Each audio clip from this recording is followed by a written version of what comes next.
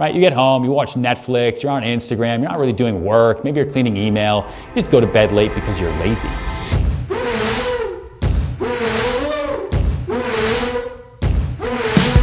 I didn't tell him about the time thing because I know that that would piss him off, right? Forgetting about the numbers and about the real estate, you're just working with people. Listen, every negotiation is gonna be completely different, right? As you've all seen on different deals, because the people are different. I'll get back to you, I know your email. I gotta talk to Jordan and figure out when I can do it. What? Yeah, remind me. Adrian, we gotta go.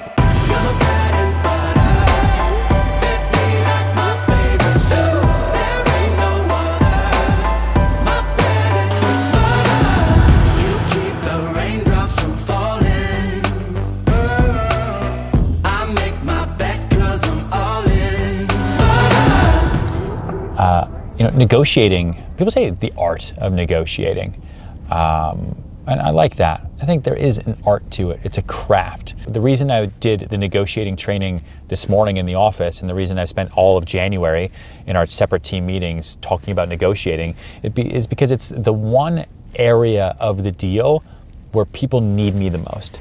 And they need me the most, they think, because I have the most confidence. And the confidence that I have going to the deal comes from experience, and it comes from, honestly, from practice, practice, practice.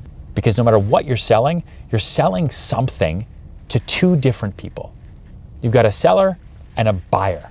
And in every negotiation, you've got price, you've got pressure, and you've got persistence. Those are the 3 Ps. Remember that. This can be a nice little instructional vlog. Have you ever thought about what an iPhone costs to make? Now, you're not going to negotiate the price of an iPhone because there's too strong demand. But let's say there wasn't strong demand. Then you can negotiate, or you can find a retailer who's going to sell it to you for cheaper because it doesn't cost nearly as much to make that phone as it does for you to buy it. Real estate is the same way. A deal that's listed from 10.8 down to 10, so 10 million bucks. The offer originally came in at $8 million, okay? That seems like it's way too far apart. And if I go to the seller, he's going to say, fuck you. If I go to the buyer and say, you got to come up, they're going to say, no, this is my offer. So what do you do? What do you do? You remember the price you want to try to get to, which in this instance was around 8.5. That's where we thought we could get a deal done. And the legacy price, what the seller paid. The seller paid 6.5. So even at our low, terrible, awful offer, that seller's making money. That's a good thing to remember and to consistently remind each side. And then you let time saturate the emotions of the deal, and you use repetition. You only paid 6.5. Even at this bullshit offer, you're making money. I've got clients here who are losing millions. And then you use pressure, right? The fear of a falling market and the fear of missing out. Every seller fears they're not going to get their price going forward because maybe the market could change. Every buyer has a little fear that they're going to lose it, a little fear they're going to miss out. And then you're trying to find the price in the middle where both sides will say, I came to that number because that's the max or the minimum that I'm willing to go to get this deal done and not have buyer or seller's remorse. And it's also the number where if I don't get it, I'm okay with the next guy getting it. Come on, all right, thanks.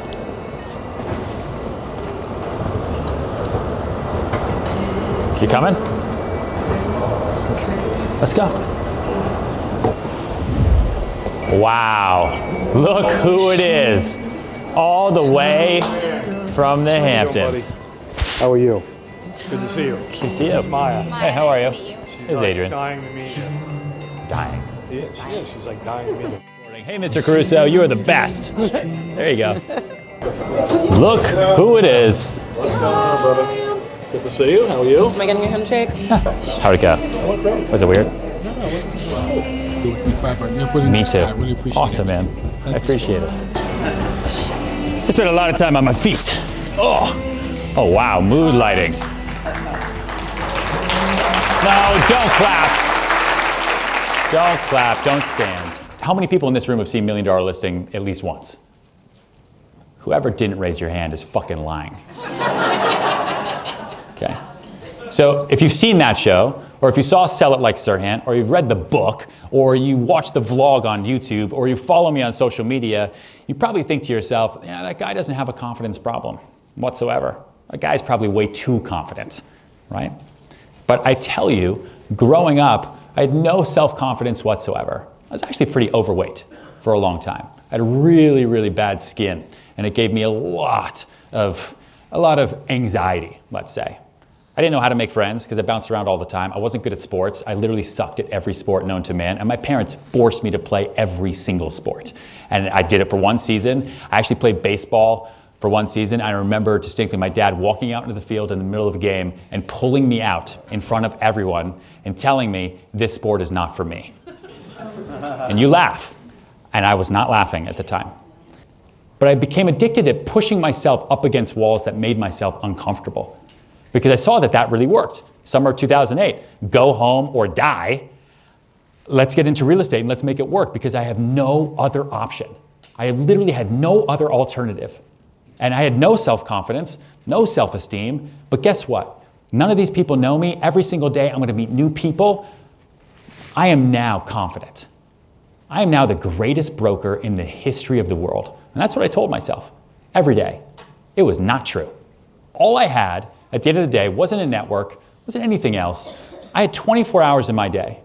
And I said to myself, if I'm going to make this work, then I will outwork every single person. Okay? This was 2008. Right? $1 Million Listing for me didn't start till 2012, so I had 4 years. So I'm going to outwork everybody, right? So I started waking up at 4:30 in the morning. And I said, you know what, I'm going to go to the gym at 5. The average person wakes up at, I don't know, 7 o'clock, right? 7 a.m. Some people say they wake up at 6:30, but then they'll snooze. Most people wake up at 7 a.m. And then when they get home at night, they're like, yeah, but I work later. No, you don't.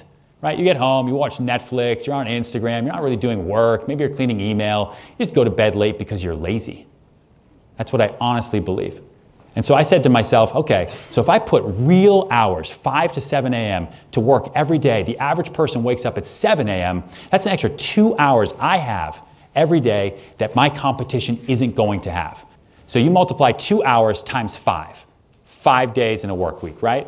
Times 4 weeks in a month, times 12, you do that math, it comes out to 20 days. That's insane. So by waking up 2 hours earlier, that's all I have to do. I don't have to be smarter. I don't have to be better looking. I don't have to have connections. I don't have to travel. All I have to do is wake up 2 hours earlier than the rest of my competition and get to work, and I have an extra 20 days above my competition every year. Above anything, if you remember anything that I'm saying now, it's that, right? You control your own destiny when you wake up every single day. That is my secret sauce. I outwork everybody because I have no control of anything else, honestly, other than myself. Questions?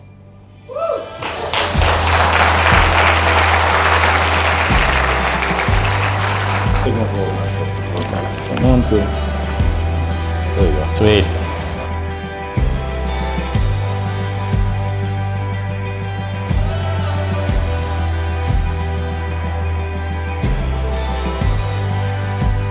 I've actually not spoken to all of the agents at Nest Seekers in a really long time.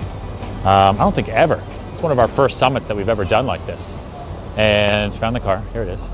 Yeah, so that was fun, it was good. And you know, I think that part of the reason I started this vlog was to give people a different look into my life. This is what it's like when you work your ass off in New York City. This is what it's like when you wake up at 4:30 in the morning and you have an extra 2 hours every day like I just talked about up there. Right? This is what it's like when you hustle and you grind every single day. This isn't bullshit. I'm not an influencer. I'm not trying to show you some fake life. Most of the time, we're just stuck here in the back of the car because this is what my life is like. I go from my office, my home office, my mobile office, back and forth, and this is how I've built my life and built my entire career. And it's insane to me. And it's possible for anybody because if I can do it, you can do it. You who are watching, or anybody. Like, that's what's so crazy. That's what's so crazy. Even just real estate, a couple $100 and some clicking online, and you can become a real estate agent, and you could advise people the same way I do. And I've been doing this for over 10 years. And you could change your whole life around.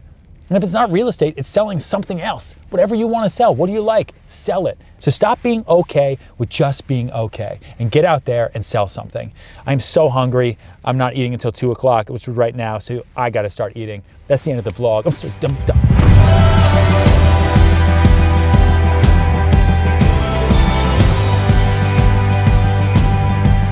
Vlog's over. That's it. Sorry, but you can still watch more. Maybe you can watch this one.